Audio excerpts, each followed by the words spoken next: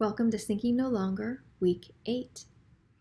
Today we're going to look at Abraham's son Isaac, and Isaac's son, and Isaac's son's son, and his son's children. So Isaac grows up, and Isaac marries a woman named Rebekah. And Isaac and Rebekah have two sons, Jacob and Esau.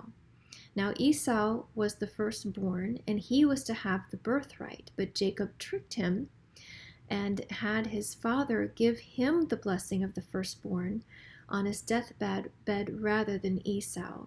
Rebekah, his mother, was the leader of all of this deceit. So Jacob gets the birthright rather than Esau. And let's see what happens with Jacob.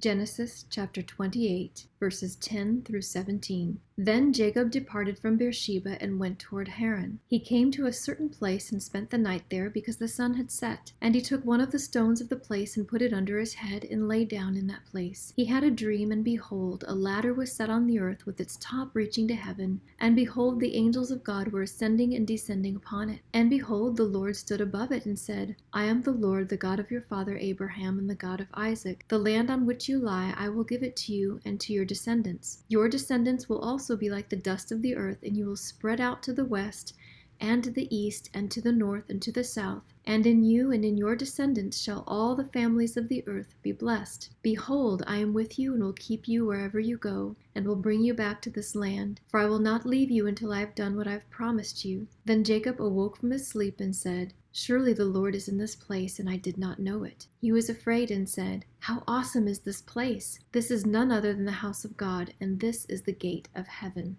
God speaks to Jacob and tells him, like his promise to Abraham, that through Jacob's seed many nations will be blessed, and he will have many offspring. So Jacob travels and meets a relative named Laban. Now Laban has two daughters, Lea and Rachel. Lea is the oldest, Rachel is the youngest. Jacob falls madly in love with Rachel. She's very beautiful, according to scripture.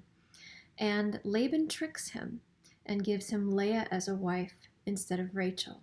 So Jacob is working for Laban and works even longer in order to acquire Rachel as a wife. Well, Leah is able to conceive and Rachel is not.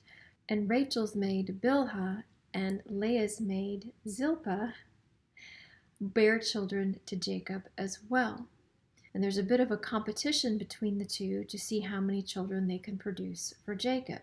Rachel eventually does conceive, and through these 4 women, the 12 sons that will become the 12 tribes of Israel are born. So born to Leah, Jacob's first wife, is Reuben, Simeon, Levi, Judah, Issachar, Zebulun, and a girl named Dinah. Born to Rachel, the woman that Jacob loved, was Joseph and Benjamin. Born to Leah's maid Zilpah was Gad and Asher, and born to Rachel's maid Bilhah was Dan and Naphtali.